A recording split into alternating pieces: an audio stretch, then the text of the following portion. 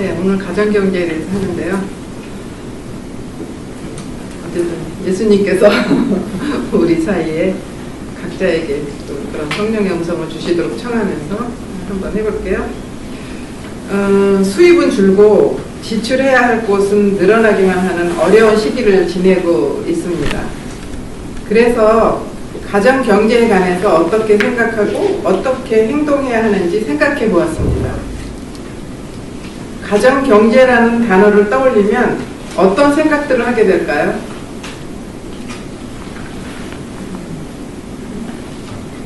돈 생각나. 잘 먹고 잘 사는 거. 게으름을 피우지 않고 열심히 일을 해야 한다. 한 살이라도 더 젊었을 때 열심히 일해서 더 많이 벌어야 한다. 전략하고 아껴야 한다. 보통 이렇게들 생각하며 살아가죠. 또 다른 생각을 할 수 있을까요? 비록 넉넉하지 않지만 어려운 사람, 불쌍한 사람을 위해서 나누며 살아야 한다고 생각들을 하지요. 요약을 하면 열심히 일하고 많이 벌어서 저축을 잘하고 낭비하지 말고 어려운 사람들을 위해서 나누기도 해야 한다. 아주 훌륭한 생각입니다. 그런데 혹시 또 다른 생각이 있을까요? 혹시 그리스도인들이 생각하는 것이 이것이 전부라면 신자가 아닌 사람들과 다른 점은 무엇일까요? 신자가 아닌 사람들도 잘 벌어서 나누기도 하고 그 다음에 선한 일을 많이 하기도 합니다. 세상을 살아가야 하는 이유가 세상 사람들과 똑같고 세상을 살아가는 방법이 세상 사람들과 똑같다면 그리스도인으로 살아간다는 것은 무엇이 다를까요? 목숨을 부지하려고 무엇을 먹을까, 무엇을 마실까, 또 몸을 보호하려고 무엇을 입을까 걱정하지 마라. 그리스도인들이 세상 사람들과 다른 것은 바로 이 구절을 완전하게 확실히 믿는 것이라고 생각합니다. 대부분의 사람들은 열심히 일을 하고 돈을 많이 벌어야 잘 먹고 살 수 있다고 생각을 합니다. 그러나 우리는 경제 상황이 노동에만 달려있다고 생각할 것이 아니라 무엇보다도 먼저 하느님의 섭리에 의존해야 합니다. 가정 경제에 대한 그 요점은 하느님의 섭리와 노동입니다. 직장에서 받은 봉급도 직장도 모두가 하느님께서 주시는 선물입니다. 무엇보다도 먼저 하느님의 나라를 구하라고 하신다 해서 그것이 노동으로부터 면제해 주신다는 뜻은 아닙니다. 오히려 노동에 대해서 숭고한 개념을 지녀야 합니다. 노동이 거룩한 것이기 때문에 주일에는 일을 하지 말라고 십계명을 통해서 강조되었습니다. 노동은 사람에게 매우 중요한 것으로서 만일 인간이 노동을 하지 않는다면 제 구실을 다하지 못하는 것으로 보아야 할 것입니다. 예수님께서도 공생활을 시작하기 전에 30년 동안 수도자처럼 숨어 사시지 않았고 노동자로 사셨습니다. 그렇기 때문에 노동시간을 잘 지켜야 하고 일을 더 잘하기 위해서 각자의 재능도 잘 사용해야 합니다. 그러니 경제에 관한 개념은 하느님의 나라를 구하는 것과 일하는 것입니다. 돈은 내가 열심히 일해서 벌어들이는 것이 아닙니다. 단지 노동의 의무가 있으니 게으름을 피우지 말고 열심히 일해야 하는 것이고 돈은 그분께서 우리에게 필요한 만큼 주시는 것입니다. 하느님께서 아버지가 아니시면 우리에게 필요하다고 그냥 주시겠습니까? 우리 아버지는 부자이십니다. 그렇지만 필요한 만큼 잘 사용해야 함을 요구하십니다.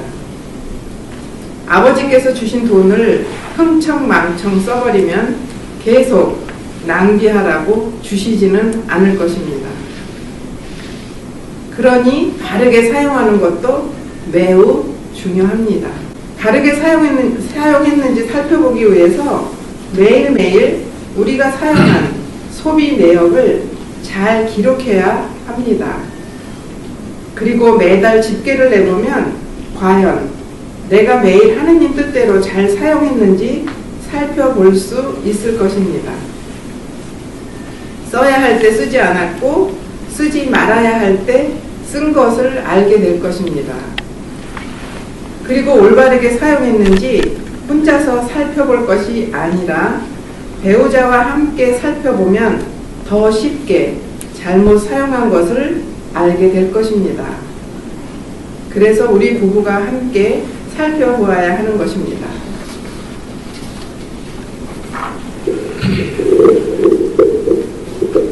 (1970년도) 후반에 우리나라에는 그 부동산 광풍이 불기 시작했었습니다. 대출을 받아서 집을 사고 집을 재산 증식의 수단으로 삼는 것은 옳지가 않다라는 생각을 했습니다. 그래서 모두들 집을 사고 팔고 이사를 하면서 재산을 늘려가고 쉽게 큰 아파트로 이사를 할 때 저희들은 매달 그래도 남못지 않은 월 수입이 있었지만 뒤처지는 생활을 할 수밖에 없게 되었습니다. 열심히 절약하고 아껴서 저축을 했지만 이사를 할 때가 되면 점점 또 외곽으로 옮겨 다녀야 했습니다. 이사를 할 때마다 가슴을 쳐야 됐고 그때마다 다시 한번 나의 믿음의 강도를 두들겨 보면서 확인을 해야 했습니다. 그 아픔은 30년이나 이어졌고 주위 사람들이나 친척들은 저희들에게 손가락질을 했습니다. 매번 이사할 때마다 가장 싸게 집을 팔아야 했고 가장 비싼 때 집을 사야 했습니다. 몇 년씩 열심히 모아놓은 돈이 이사 비용과 세금 정도밖에 되지 않는 현실 속에서 정말 많이도 허탈할 때가 많았습니다. 그렇지만 믿음만은 잃지 않고 싶었습니다. 우리의 이런 삶을 누구보다도 주님께서 헤아려 주시리라는 믿음을 잃지 않기 위해서 무던히도 노력을 했습니다. 제가 결혼한 지 그리 오래되지 않았던 신혼 시절에 반지하 단칸방이었지만 자그마한 쪽창문을 열면 길거리를 지나다 들어오는 신선한 바람에 감사를 하면서 살았습니다. 삐그덕거리는 알루미늄과 유리로 된 문을 열고 밖으로 나오면 지하가 아닌 땅 위에서 사는 집주인이 참 부러웠습니다. 그래서 예수님, 땅에 올라서 살 수 있는 방 한 칸만 허락해 주십시오 라고 기도를 드리곤 했습니다. 몇 년이 지난 뒤에 5층짜리 연립주택에 살게 되었을 때 창문을 열면 서울시에서 지어놓은 시형 아파트가 눈에 들어왔고 그런 아파트에 살고 싶었습니다. 그래서 또 예수님, 저희 가족들이 저 아파트에서 살 수 있으면 얼마나 좋을까요? 라고 기도를 드렸고 또 몇 년 뒤에 그 시형 아파트에서 살게 되었습니다. 아이들이 크면서 방이 하나 더 있어야 되겠다 싶었습니다. 아파트 창문을 열 때마다 눈에 들어오는 넓은 평수의 아파트를 바라보면서 방 하나 더 있는 넓은 평수의 아파트에 살 수 있도록 해달라고 또 기도를 했습니다. 지금은 방이 4개나 되는 아파트에 살고 있습니다.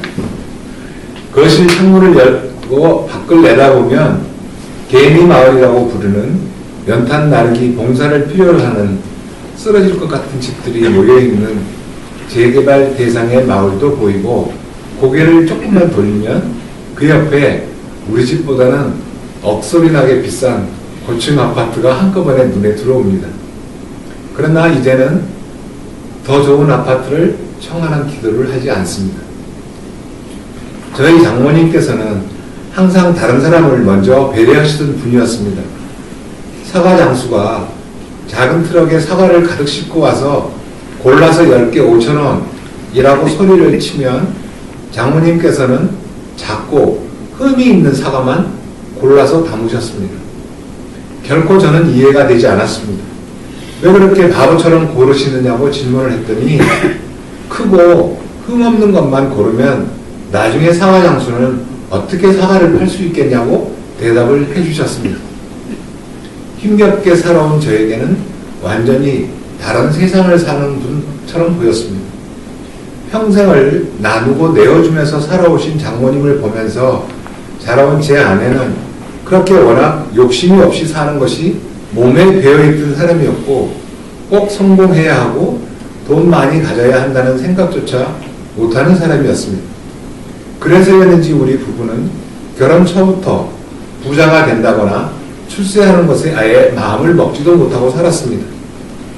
돈 많이 버는 것이 전부는 아니고 주어지는 대로 열심히 살면 된다는 믿음이 큰 은총을 받았다고 믿고 있습니다. 하느님의 섭리를 굳게 믿고 돈으로부터 자유롭게 살도록 변화시켜준 한참 젊은 시절의 경험을 꼭 말씀드리고 싶습니다. 저는 원래 전기기술자이기 때문에 제가 속한 공동체에서 주관하는 1000명이나 모이는 전국 대회를 할 때 강당에 음향시설이나 영상시설을 설치하고 운영하는 일을 하곤 했습니다. 그렇게 몇 년이 지난 어느 해 여름, 그날도 다음 날부터 시작되는 그 모임에 가기 위해서 여행 가방에 옷을 잘 준비해 놓고 잠이 들었습니다. 그때 바로 경제적으로 무척 가난했던 시절이었기 때문에 반지하방에 살고 있을 때였는데 한밤중에 몸부림을 치다가 손바닥에 뭔가 철퍼덕 하는 느낌에 잠을 깼습니다. 여름 장맛비로 폭우가 쏟아졌고 하수가 역류해서 그 지하 단칸방에 물이 찬 것이었습니다. 전기도 들어오지 않는 깜깜한 곳에서 열심히 물을 퍼냈지만 몇 시간 동안 상황을 도로 되돌릴 수가 없었습니다. 날이 밝았고 갈등이 시작되었습니다. 그냥 피정을 가지 않고 집안을 치울 것인가? 그렇게 하면 내가 맡은 일을 하지 못하게 돼서 피정에 참석한 많은 사람들이 듣고 보아야 할 상황에 큰 차질이 생길 것이다. 그렇게 생각이 들어서 그냥 물에 젖은 요를 걸성에 걸쳐놓고 기적이 일어날 것이라고 믿고 피정에 갔습니다. 일주일 후에 돌아왔는데 기적은 결코 일어나지 않았습니다. 방문을 열었을 때 온 방 가득 천장까지 곰팡이가 가득 피어 있었습니다. 방문 앞에 철퍼덕 앉아서 소리치면서 엉엉 울었습니다. 예수님, 당신을 따라가는 것이 이렇게 힘든 거면 진작에 좀 가르쳐 주시죠. 미리 가르쳐 주셨으면 저는 결코 이런 길을 걸어오지 않았을 것입니다. 다른 사람처럼 살고 싶어요. 되돌아가고 싶어요. 라고 엉엉 울었습니다. 그러나 주님께서는 묵묵부답이셨습니다. 한참을 울고 난 저의 마음속에 그렇지만 분명 하느님의 계획이 있을 것이다. 그냥 이 상황도 기쁘게 받아들이자.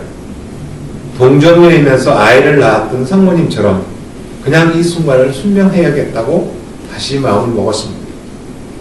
그리고 더 열심히 신앙생활을 하기 위해 노력할 수 있었고 그 일이 계기가 되어서 먹고 살고 노후 대책을 걱정하는 세상 걱정에서부터 조금씩 자유로움을 배우고 연습을 하게 되었습니다. 자본도 없이 맨손으로 작은 사업을 시작하면서 자동차도 없이 살게 되었습니다. 너무 바빠서 느긋하게 점심도 먹을 수가 없었습니다. 지하철역에서 한 손에 빵을 들고 한 손에 우유를 들고 어깨엔 무거운 공구 가방을 메고 꾸역꾸역 빵을 입 안으로 밀어넣다가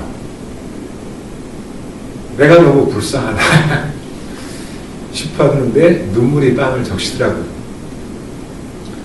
그렇지만 내가 왜 울고 있지? 먹을 빵조차 없어서 지하철역 계단에서 구걸하던 분도 있었는데 싶어서 눈물을 흘리며 싱긋이 웃기도 했습니다. 그러나 몇 년이 지났고 어느 해 1년 동안 평생을 벌어모은 돈보다 더 많은 돈을 벌게 되었습니다. 이제부터 돈 많이 벌었던 비결을 공개하겠습니다. 그때는 가정생활에서 부부 대화를 훈련하던 시기였습니다. 상대편이 원하는 것을 알아듣게 될 때까지 끝까지 잘 들어주어야 한다는 요점을 사회생활을 하면서도 그대로 적용시켜서 훈련을 할 때였습니다. 전기공사 견적서를 들고 공사를 발주한 분에게 갖다 주면서 물어보게 됩니다. 어떻게 이렇게 큰 공사를 하시게 되었는지요? 라고 질문을 하면 공사를 발주한 분은 기분이 좋아서 왜 공사를 하게 되었는지 자랑스럽게 이야기를 시작합니다. 발주자가 이야기를 할 때 나에게 공사를 맡겨주면 싸게 잘 해주겠다고 이야기를 하고 싶어집니다. 그러나 저는 입을 다물고 끝까지 이야기를 듣는 훈련을 했습니다. 끝까지 듣다 보면 공사를 발주한 사람이 싼 값의 공사를 하고 싶어 하는지 아니면 새로운 기술을 도입한 최신 공법을 원하는지 아니면 오래오래 문제가 없는 튼튼한 공사를 하고 싶은지 스스로 이야기를 다 합니다. 상대방이 원하는 것을 알았으니 저는 상대방이 원하는 대로 싸게 해주겠다든지 최신 기술을 쓰겠다든지 돈을 좀 들어도 더 좋은 물건으로 설치를 하라고 하든지 고급 제품을 사용하라고 하든지 권해줄 수 있었습니다. 상대방이 원하는 것을 해주겠다고 말하니 만족해하면서 저에게 공사를 맡겨주곤 했습니다. 그 훈련을 하면서 견적서를 들고 가서 한 번도 퇴짜를 받아보지 않았고 많은 공사를 맡아서 하게 되었습니다. 그래서 집도 사고 자동차도 사고 갖고 싶은 모든 것을 1년 안에 다 살 수 있었습니다. 그런데 겁이 덜컥 났습니다. 이러다가 내가 돈의 노예가 되지 않을까? 그래서 예수님을 헌신짝처럼 버리게 되지 않을까? 그래서 가족끼를 모아놓고 가족회의를 했습니다. 아이들은 모두 학교를 중단하고 모든 가족들이 1년 동안 이태리 피렌체 근처에 있는 로피아노라는 도시에 세가정 학교에 공부를 하러 가자고 결정을 하게 되었습니다. 회사에서는 모두들 돈은 벌릴 때가 있는데 지금은 열심히 벌어야지 딴짓을 할 때가 아니다라고 극구 말렸습니다. 잘 벌릴 때 많이 벌어서 모아두고 싶은 욕심을 내려주도록 도와준 복음 말씀이 있습니다. 더 많이 벌어서 더 많은 사람에게 나누면서 쓰라고 쓰여진 성서 구절을 저는 아직도 한 번도 읽어본 적이 없습니다. 성서에서 나눔을 이야기할 때는 언제나 넉넉하지 않은 상태에서 나눔이 실천되고 있었습니다. 예수님께서는 빵 5개와 물고기 2마리로 5,000명을 먹이셨습니다. 중요한 것은 많이 버는 것이 아니고 나누는 것이었으며 무엇보다 그분께서 원하시는 것을 실천하는 것이라고 믿을 수가 있었습니다. 그래서 제가 없어도 회사가 저를 돌아가도록 직원들에게 제가 해야 할 일을 나눠서 해달라고 부탁을 했고 그렇게 해서 생기는 수입은 직원들이 서로서로 나눠서 가질 수 있게 회사 구조를 바꿨습니다. 그리고 비행기를 탔습니다. 1년 동안 저는 신앙인으로서 어떻게 살아야 되는지, 행복한 가정은 어떻게 꾸릴 수 있는지, 새로운 가정 건설에 관해 많은 것을 배우고 연습하고 익히고 돌아올 수 있었습니다.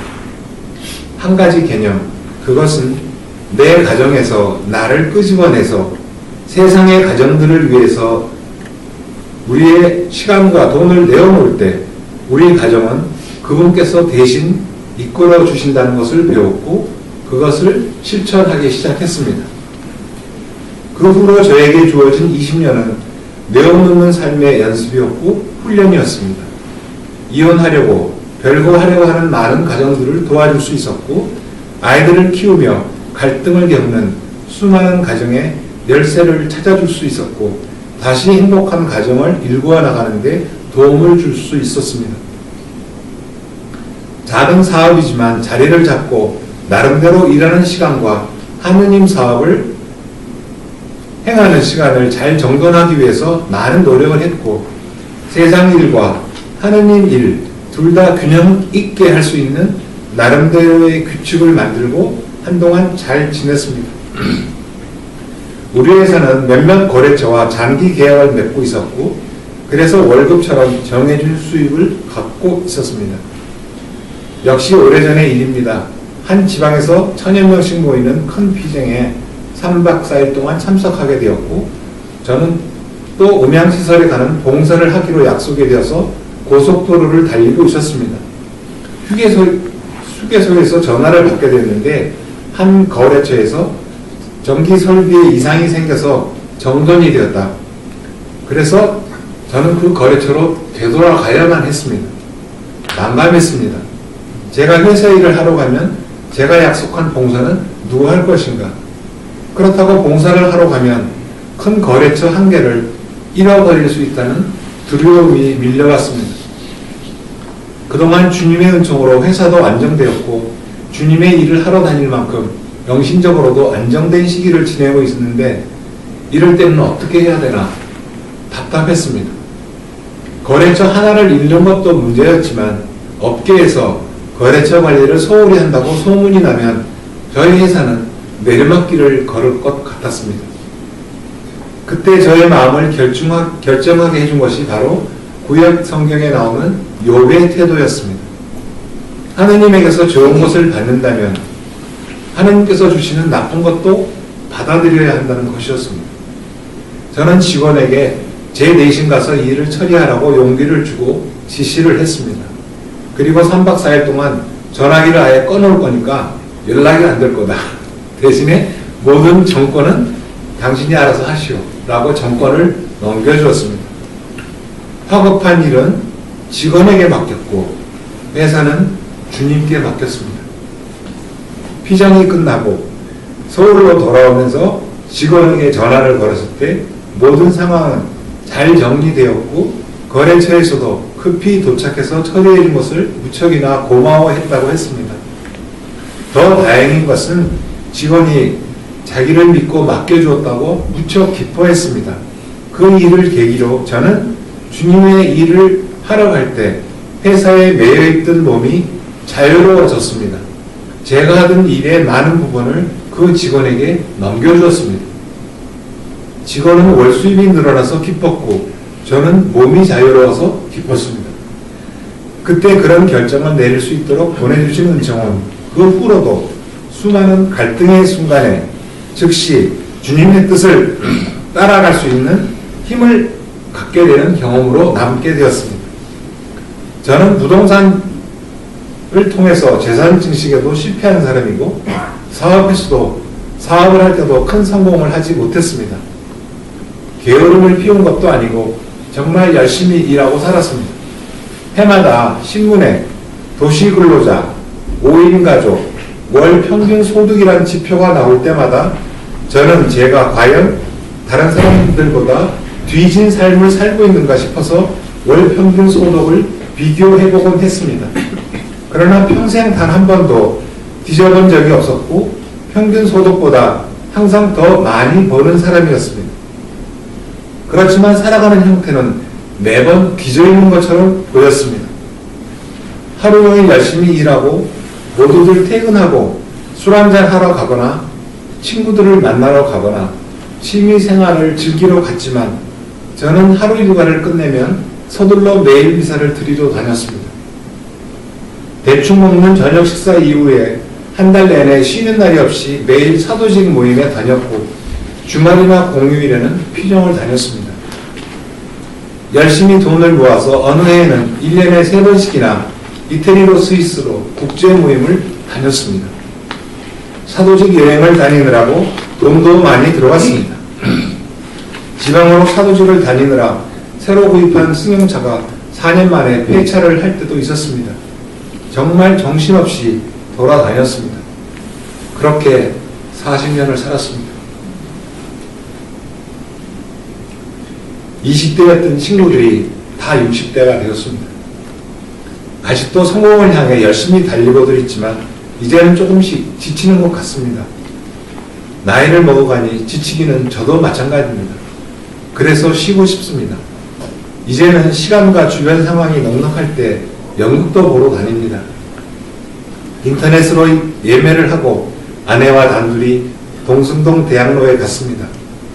일찍 도착했기에 아내가 좋아하는 칼국수로 외식을 했습니다. 자기가 만든 것보다 맛이 떨어진다고 말했어요. 저는 5,000원도 안 하는 가격을 들먹이면서 만족하라고 강요했습니다. 전관이 자유석이라 제일 먼저 입장을 했고 제일 앞자리 가운데에 앉아서 구경을 했습니다. 완전히 세상을 잊고 다른 세상을 지냈습니다. 연극이 끝나고 소극장에서 올라가는 승강기 안에서 제가 아내의 볼을 톡 건드리고 물었습니다. 이 나이에 이렇게 단둘이 연극 보러 다니는 친구 있냐? 라고 물었더니 환하게 웃으면서 고개를 가로저었습니다. 굳이 성공하지 않아도 만원껏 몇 장으로 이렇게 큰 행복을 누릴 수 있는데 왜 그렇게 허우적대면서 살아야 하는지 저는 아직도 그 의문을 풀지 못하고 있습니다. 그냥 지금 이 순간에 해야 할 일을 열심히 하고 그래서 기쁘고 이런 삶을 주는 행복을 마음껏 누리면서 살고 있습니다. 출세하지는 못했지만 좋았고 많이 벌지 못했지만 행복합니다. 단순히 내게 주어진 시간과 노동을 다른 사람을 위해서 나누면서 살고 싶습니다. 행여 다른 사람들에게는 미친 사람처럼 보여진다고 해도 하늘에서 보면 예쁘게 살아가는 그런 사람이 되고 싶습니다.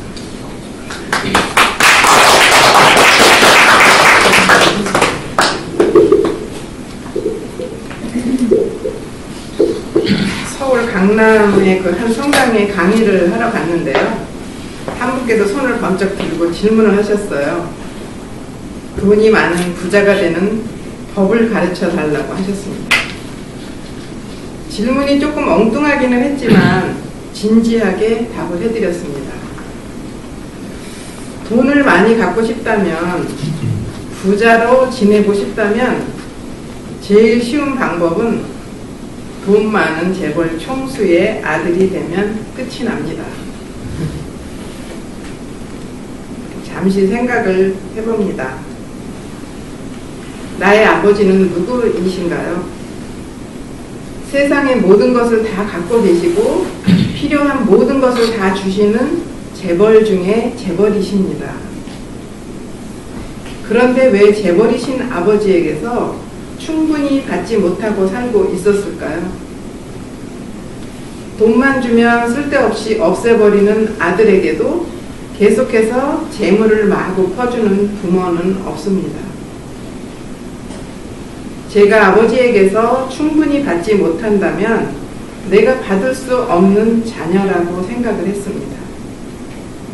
하느님께서 우리에게 무상으로 그냥 내어주시는 것이 하느님의 섭리이고 우리 가정에 하느님의 섭리가 잘 도착하려면 우리의 생활이 그 섭리를 받기에 합당해야 한다고 믿습니다. 우리 부부는 그렇게 섭리를 받기에 합당한 태도를 갖기 위해서 노력을 했습니다. 신혼 시절이었습니다. 남편이 직장에서 받은 월급이 넉넉하지 않았던 시절 적은 월급으로 한 달을 살아간다는 것이 결코 쉽지가 않았습니다. 매달 월급을 받아오면 출퇴근할 때 사용할 버스 토큰을 한 달치를 사다 놓고 매일 아침 꺼내주겠다고 했습니다. 남편은 그 시절에 담배를 즐겨 피웠지만 매일 10개 피씩만 배급해 주겠다고 말했습니다. 조심스럽게 그렇게 제안을 했을 때 남편은 내가 돈을 못 벌어서 그렇게 궁핍하게 살아야 한다면 너무나도 슬프겠지만 나에게 요만큼만 소비하라고 내어주신 하느님의 뜻으로 생각하고 지키면 기쁠 수 있다고 기꺼이 나의 제안을 받아들였습니다. 남편은 철저하게 매달 정해진 용돈 안에서 더 이상 과소비를 하지 않았습니다. 어느 날 퇴근을 하고 오더니 작은 상자를 한 개 내어 놓았습니다. 그 안에는 작은 금 귀걸이가 담겨 있었습니다. 제 친구 한 명을 우리 부부가 함께 만났을 때 그 친구가 걸고 있던 것과 똑같은 것이었습니다. 남편은 그 친구의 귀걸이가 너무나 예뻐 보였고 그래서 몇 달 용돈을 철저하게 전략해서 당신에게 선물을 하는 것이라고 했습니다. 요즘 같으면은 카드를 한번 쓱 긁으면 살 수 있는 것이지만 그 당시 우리 형편에는 너무나도 큰 것이었습니다. 저는 남편의 사랑이 너무나도 고맙고 귀해서 그 귀걸이를 차마 하고 다니지도 못하고 장롱 깊이 잘 간직해 두었습니다. 남편은 저의 예쁜 모습을 볼 수 없다고 안타까워했지만 저는 귀한 것은 귀하게 간직해야 한다고 말했습니다. 그 귀걸이는 저에게 재산 목록 1호였고 함부로 사용하지 않는 것이라고 말을 했습니다. 그런데 이제 어느 날 피정 중에 자신에게 가장 소중한 것을 하느님께 드렸을 때 하느님께서 기뻐하신다는 것을 배우게 되었습니다. 그래서 저는 나에게 가장 소중한 그 금 귀걸이를 봉헌하고 싶어졌습니다. 조심스럽게 남편에게 저의 생각을 이야기를 했더니 그 귀걸이는 그 소유권이 바로 이미 당신에게 넘어갔으니 마음대로 하라고 기꺼이 허락을 해 주었습니다. 그래서 저는 다음날 공동체를 통해서 저의 소중한 재물을 하느님께 봉헌했습니다. 저의 기뻐하는 모습을 바라보던 남편은 귀걸이는 안 했지만 그래도 너무 예쁘다. 그렇게 매일 기쁘게만 살아주면 너무나도 고맙겠다고 말을 했습니다. 저는 그렇게 나의 소유로 된 것들을 하느님께 내어드리면서 내 삶 속에서 하느님을 첫자리에 모시는 훈련을 시작을 했습니다. 그리고 물질적 애착에서 자유로워지는 것을 철저하게 배우기 시작을 했습니다. 돈을 주고는 결코 살 수 없는 행복을 경험하게 되었습니다. 그 다음에 내어드리는 것은 나의 시간이었습니다. 돈이나 물건을 주님께 봉헌하기 위해서 필요한 사람들과 나누는 경험을 하면서 내가 관리하던 나의 시간도 나누어야 한다는 생각을 하게 되었습니다. 미사를 드릴 때 영성체를 통해서 생명의 빵을 모시면서 육신이 빵이나 밥을 먹어야 살아갈 수 있는 것처럼 내 영혼도 양식이 필요하다는 것을 깨달았습니다. 세상살이를 하느라고 죄도 짓고 누군가를 미워하기도 하고 또 엿새를 지내고 주일날 미사 한번 달랑 참석하는 것만으로는 내 영혼은 허기진 채로 살아야 하고 영신적인 몸짓은 갓난아이인 채로 살아간다는 생각이 들었습니다. 그래서 더 많은 시간을 주님께 내어드리기 시작을 했습니다. 주일날 한번 가던 미사 참례는 매일 미사로 바뀌게 되었습니다. 세상살이 소식을 알아야 한다는 핑계로 탐닉하던 TV 보던 시간에 영적 독서를 하게 되었습니다. 나의 시간을 주님께 봉헌했을 때 주님께서는 나의 영혼에 필요한 양식을 100배로 되돌려 주셨습니다. 생명의 빵으로 주님을 모신 사람들이 예수님의 이름으로 함께 모였을 때 현존하시는 예수님을 모실 수 있다는 것도 배우게 되었습니다.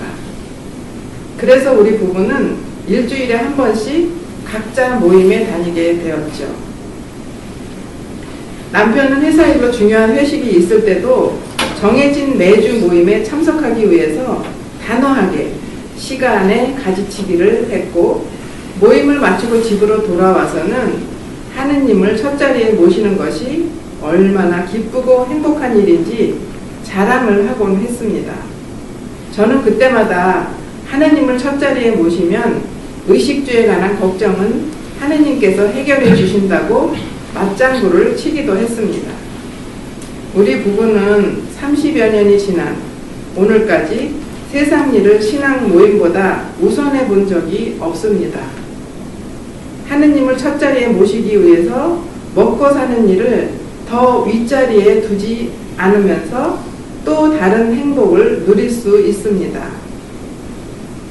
세상 일을 하느님께 맡겨드리면 물질적 애착을 넘어서는 행복을 누리게 된다는 것을 헤아릴 수도 없이 경험을 하게 되었습니다. 그러나 그것은 각자의 선택이고 자유입니다.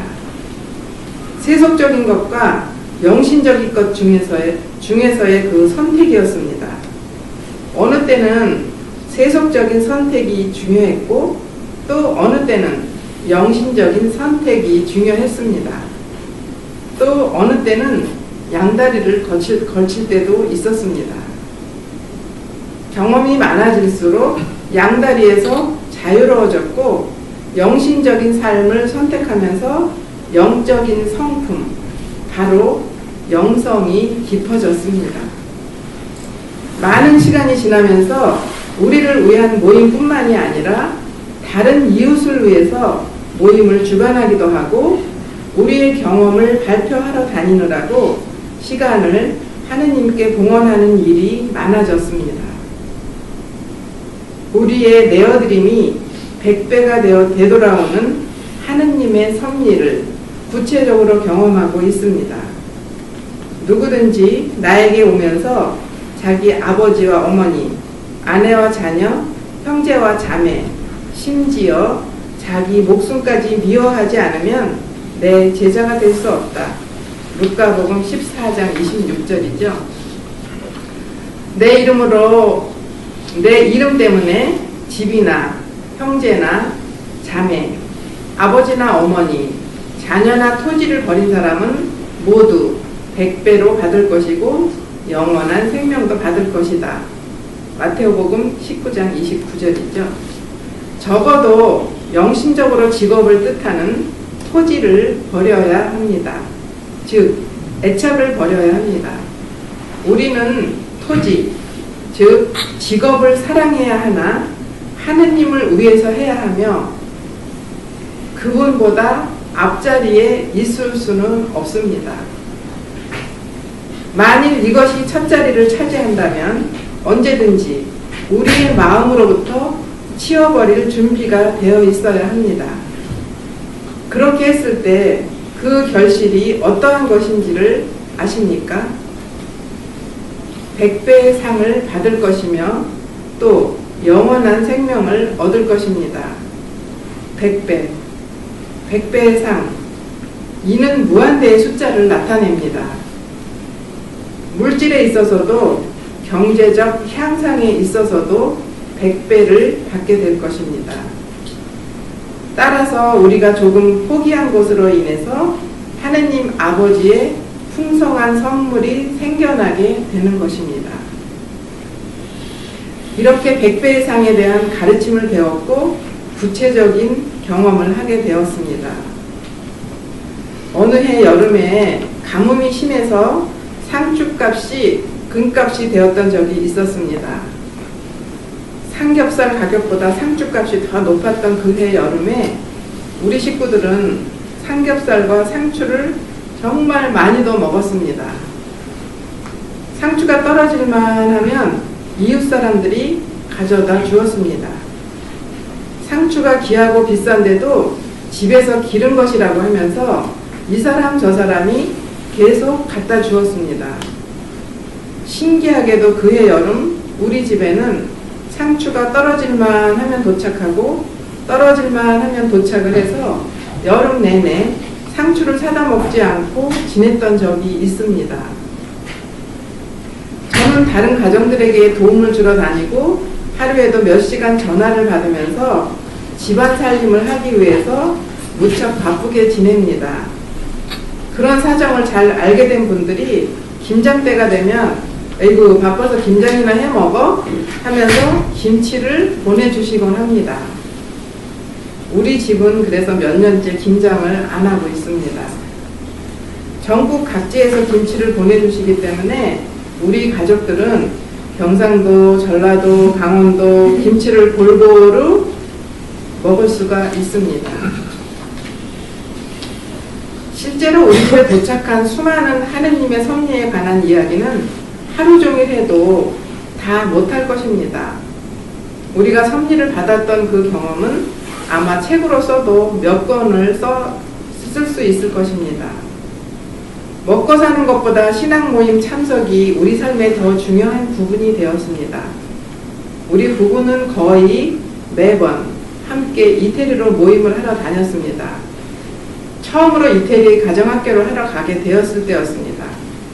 그때는 요즘처럼 로마행 비행기가 많지도 않았고 학교 기간도 길어서 한 번 가면 거의 한 달이 걸리곤 했습니다. 아이들을 맡기고 로마에 가는 것도 쉽지가 않았지만 남편은 직장에서 한 달 휴가를 얻기에는 불가능했습니다. 휴가 얻어 오라고 보냈는데 사표를 내고 왔습니다. 기가 찼습니다. 이 남자가 가장이 맞나 싶었고 공동체에서도 가장으로서 무책임하게 사표를 던지고 왔다고 실컷 야단을 맞았습니다.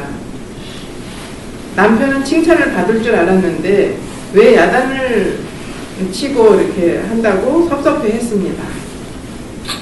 그런데 처음으로 로마 모임을 마치고 귀국한 지 며칠 지나지 않아서 좀 더 좋은 조건에 다른 직장을 다시 출근을 하게 되었습니다. 남편은 그것 보라고 당당해하면서 기뻐했습니다. 그런데 몇 해 후에 다시 똑같은 일이 일어났고 남편은 또 사표를 던지고 왔습니다. 내 남편이 이젠 간이 부었구나 싶었습니다. 그러나 다시 직장을 구할 수가 없었습니다. 몇 달을 실직 상태로 지내는 남편을 보면서 너무나도 답답했고 무엇이든지 해서 한 푼이라도 벌기 위해서 노동을 해야지 어쩌면 저렇게 무책임할까 싶었습니다. 고민을 하던 저에게 또 다른 한 생각이 떠올랐습니다. 남자만 돈을 벌어야 한다는 규칙이 어디 있을까 싶었고 가장이 일을 못하면 주부가 일을 해서 벌어야 한다는 생각이 들었습니다. 요한복음 21장 6절에 이런 구절이 있습니다. 부활하신 예수님께서 제자들에게 다시 나타나시어 그물을 배 오른쪽에 던져라. 그러면 고기가 잡힐 것이다. 라고 하셨습니다. 저는 그물을 던지는 마음으로 가사 도우미 일을 하러 다니기 시작을 했습니다. 남편 대신 고기를 잡아먹고 살아야 되겠다 싶었습니다. 남편은 말렸지만 저는 단호하게 그러나 기쁘게 일을 하러 다녔습니다. 마누라가 매일 일하러 다니는 것을 안타까워하던 남편은 한 석 달 정도가 되었을 때 용단을 내렸습니다. 내가 학벌도 있고 자격증도 있는 고급 기술자인데 어떻게 막 노동 같은 것을 할 수 있겠냐고 조건 좋은 직장을 찾아다니던 남편이 막 노동을 하기 시작을 했습니다. 그리고 결국 저를 다시 집안에 들어앉혔습니다. 안 하던 노동을 하기 시작하면서 남편은 매일 온몸에 파스를 붙여야 했고 밤마다 몸살을 앓았습니다. 그렇게 자격증도 없는 사람처럼 학벌도 숨기고 취업을 했던 그 직장에서는 결국 남편의 기술과 실력을 알아차렸고 단번에 현장 소장으로 발령을 내주었습니다. 남편은 그때까지 경험하지 못했던 현장의 경험을 하게 되면서 훗날 전기공사를 맡아서 척척 꾸려내는 경험을 쌓게 되었습니다. 지금도 남편은 공사 현장의 경험을 가진 기술자로 살아오면서 얼마나 귀한 경험이었는지 말을 할 때마다 마누라의 가사 도우미가 그 경험이 나를 도와주었다고 저를 추켜 세우곤 합니다. 저는 지금도 단단한 그 결심을 하고 살아갑니다. 언제라도 남편이 실직을 하면 저는 배 오른쪽에 그물을 던질 것입니다.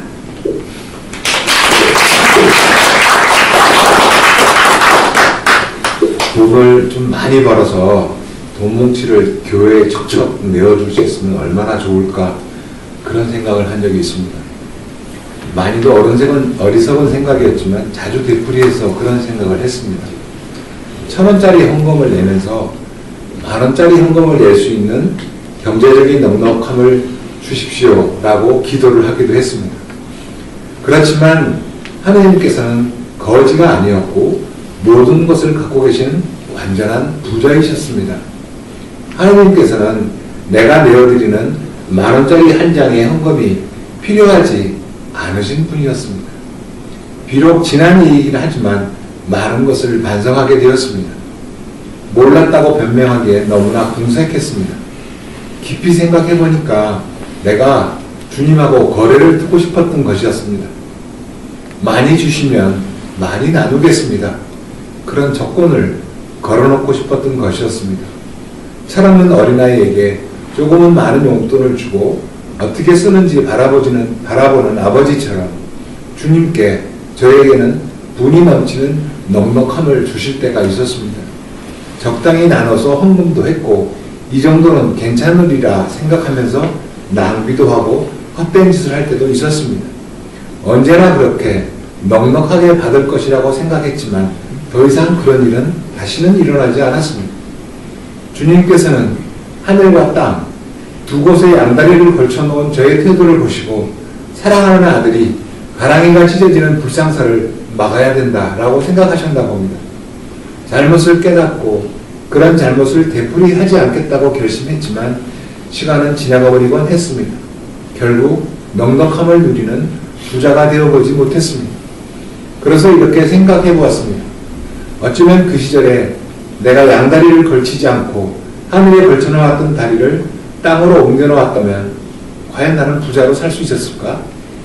그런 상상은 아직도 양다리로 살고 싶은 마음이 남아있기 때문이다라는 생각을 했습니다. 그래서 이제는 완전히 방향을 틀었습니다. 주시면 이라고 생각했던 조건을 내다버렸습니다. 주시면 나누겠습니다. 주시면 되돌리겠습니다. 라고 드렸던 잘못된 기도를 멈추었습니다. 주신 것을 이라고 고쳐먹었습니다. 주신 시간을 나누겠습니다. 주신 돈을 나누겠습니다. 주신 힘을, 주신 능력을 나누겠습니다. 라고 완전히 새롭게 결심을 했습니다. 나에게 도착된 하느님의 섭리가 일회성이 아니었음을 그제야 깨닫게 되었습니다.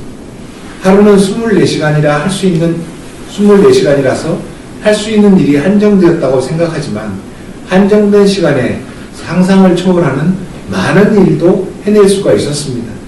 나눌까 말까 망설이다가 나눈다 라고 결정하곤 했습니다.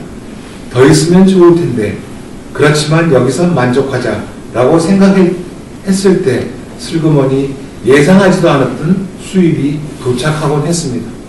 그것도 넘치도록 도착했습니다. 제가 원하던 때는 아니었고 제가 원하는 금액이 아니었고 꼭 그 이상이었습니다.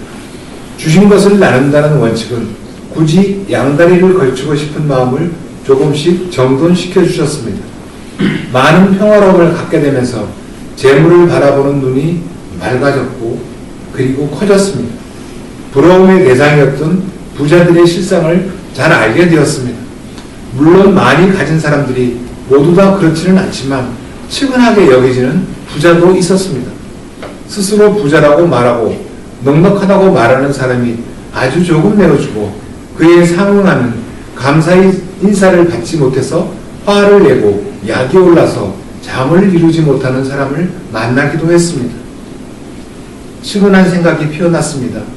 99개를 가진 사람이 나머지 1개를 더 가지려고 땀을 흘리며 일하느라고 쉬지도 못하는 사람을 만나기도 했습니다. 측은한 생각이 피어났습니다. 진짜 부자는 그들이 아니었고 바로 제가 부자였습니다. 결코 그런 사람이 부럽지 않았고 그런 사람들이 불쌍해 보였습니다. 저는 왜 부자라고 생각이 되었을까요? 비록 넘치도록 갖지 못했지만 더 많이 쓰면서 살고 싶다는 생각까지 없어져 버렸기 때문이었습니다. 부자가 아니어서 가진 것도 많지 않은데 더 많이 쓰지 못해서 힘겨워하는 사람들의 모습 속에서도 측은한 생각이 피어났기 때문이었습니다. 재물에 관해서 그렇게 마음의 평화를 찾아갈 때 한 신부님의 글을 읽게 되었습니다. 돈이 많다고 저절로 남을 돕게 되지는 않습니다. 사랑이 많이 있어야 남을 돕습니다. 그런데 통상적으로 돈이 많아지면 그 사랑이 크는 것이 아니라 오히려 반대로 더 줄어듭니다. 탐욕스러운 마음이 더 커지고 사랑은 점점 잃게 됩니다. 돈은 지상의 보화이고 사랑은 천상의 보화입니다. 우리는 천상의 보화를 얻어야 합니다. 그리고 그 천상의 보화는 우리의 믿음을 키울 때 얻어집니다. 왜냐하면 하느님은 사랑이시기 때문입니다. 신부님의 글을 읽고 요점을 정리했습니다. 탐욕이 많아지면 지상의 재물인 돈을 추구하게 되고 믿음이 커지면 천상의 재물인 사랑을 추구하게 된다 라고 결론을 내렸습니다. 이제 요점 정리로 마치겠습니다. 첫 번째, 모든 수입은 주님 섭리로 받는 것이고 노동에 의무가 있기 때문에 일하는 것이다. 둘째, 시간, 능력, 돈, 이것의 진짜 주인은 따로 있다. 주님의 뜻대로 사용할 때 우리는 행복해진다. 세 번째, 주님의 뜻대로 사용하고 있는지 부부가 항상 함께 점검해야 한다.